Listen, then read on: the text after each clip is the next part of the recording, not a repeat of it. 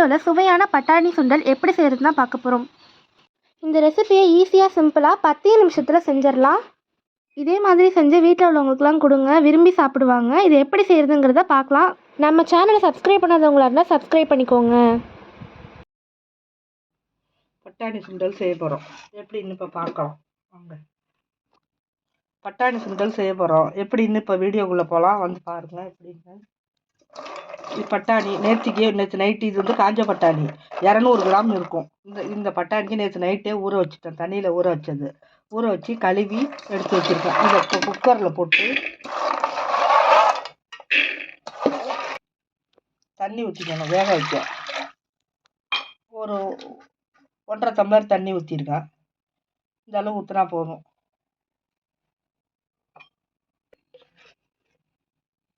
மஞ்சத்தூள் கொஞ்சோண்டு போட்டு வேக வச்சுக்கணும்.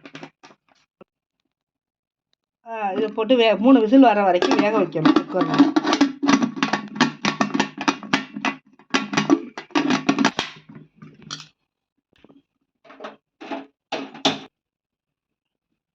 இதுக்கு தேவையான பொருள்கள் இது எல்லாத்தையும் மிக்சி ஜாரில் போட்டு அரைச்சிக்கணும். கருவேப்பிலையை தவிர 3 பல்லாரி, சின்ன பல்லாரி வெங்காயம் 3, கொஞ்சம் ஒரு பூண்டு, சின்ன பூண்டு 1, ஒரு தக்காளி, ஒரு துண்டு இஞ்சி, ஒரு பச்சை மிளகா, இது எல்லாத்தையும் பச்சைக்கு சும்மா அப்படியே மிக்சி ஜாரில் போட்டு தண்ணி ஊற்றாமல் அரைச்சி எடுத்துக்கணும். நைஸாக அரைச்சி எடுத்துக்கணும்.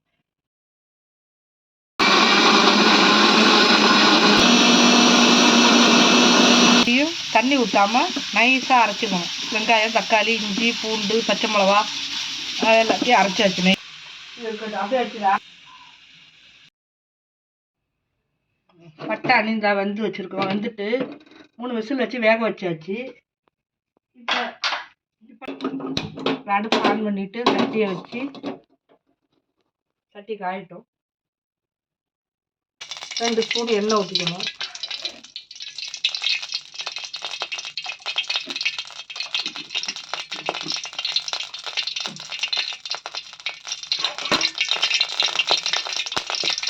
இந்த குக்கரில் இருக்கிற இந்த தண்ணியை கீழே இழுத்துக்குவோம். வேக வச்ச தண்ணியை கீழே ஊற்றிடக்கூடாது, அதிலே ஊற்றி நம்ம வேக வைக்கணும். அதனால் கருவேப்பிலை இருக்கிற இந்த வெங்காயம், தக்காளி இதெல்லாம் இதில் ஊற்றணும். ஊற்றி நல்லா பச்சை வாசனை போகிற அளவுக்கு வதக்கணும். அது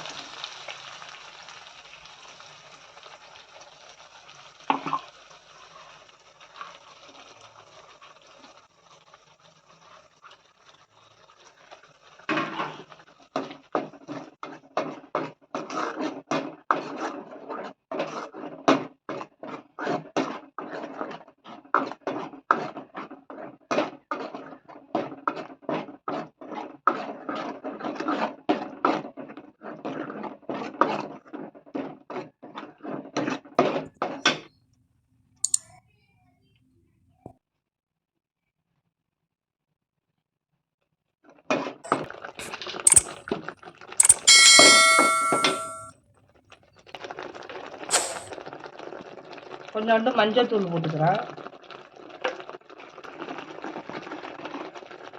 மிளகாத்தூள் கொஞ்சோண்டு போட்டுக்கிறேன். பச்சை மிளகா போட்டிருக்கோம், அதெல்லாம் கொஞ்சமாக போட்டுருங்க. மிளகாத்தூள் காரம் அதிகமாகிடும். கட்டி கரம் மசாலா கொஞ்சோண்டு போட்டுக்கிறேன்.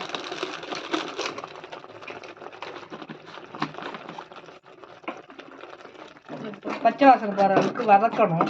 எல்லாம் மசாலாலாம் போட்டு நான் வதக்கணும். இப்போ பட்டாணி எடுத்து, வேக வச்ச பட்டாணி எடுத்து இதில் கொட்டிக்கணும்.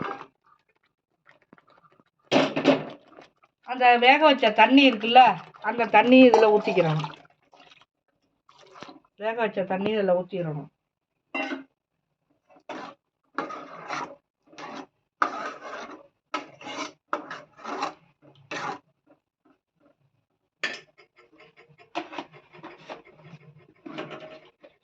உப்பு போடணும். இன்னும் உப்பு போடலை. பட்டாணி வேக வைக்கும்போது உப்பு போடலை, இப்போ தான் போடுறோம்.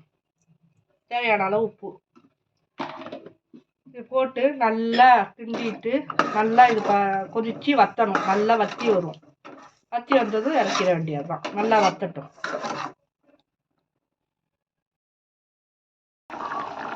இப்போ பட்டாணி நல்லா வெந்து குழையுது. நல்லா குழவா வத்தி வருது. அந்த தண்ணி ஊற்றுனதெல்லாம் வற்றி நல்லா கெட்டியாக வரணும். கெட்டியாக வந்ததுன்னா அப்புறம் இறக்கிட வேண்டியதுதான். மல்லி இலை போட்டு இறக்கணும். அப்புறமா நல்லா வற்றி வரணும். இல்லை கிண்டி விடணும், இல்லாட்டி அடி பிடிச்சிடும். நம்ம இடையா கிண்டி விடணும், இல்லாட்டி அடி பிடிச்சிடும். நல்லா வற்றிக்கிட்டு இருக்கு. இன்னும் கொஞ்சம் நேரம் இருந்ததுன்னா 5 நிமிஷம் இருந்தால் வற்றிடும். அப்புறம் மல்லி இலை போட்டு இறக்க வேண்டியது. இப்போ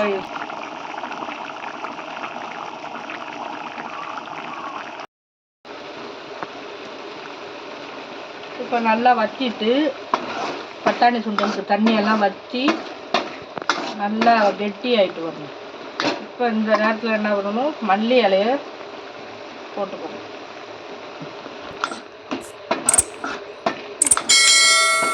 மல்லி இலையை போட்டு ஆஃப் பண்ணிட வேண்டியதான். இதை வந்து சாப்பாட்டோடையும் தொட்டுக்கலாம். தொட்டுக்கையாக என்னைக்காச்சும் காய்கறி இல்லைன்னா இந்தமாரி செஞ்சு சாப்பாட்டுக்கு தொட்டுக்கையாக வச்சுக்கலாம். இல்லை ஸ்நாக்ஸ் மாரி பிள்ளைங்களுக்கு சாயந்தரத்தில் செஞ்சு கொடுக்கலாம். நல்லாயிருக்கும். ட்ரை பண்ணி பாருங்கள். எப்படி இருந்துன்னு செஞ்சு பார்த்துட்டு கமெண்ட்டில் சொல்லுங்கள். எங்கள் சேனலை சப்ஸ்கிரைப் பண்ணுங்கள். எங்கள் வீடியோ பார்த்ததுக்கு ரொம்ப நன்றி.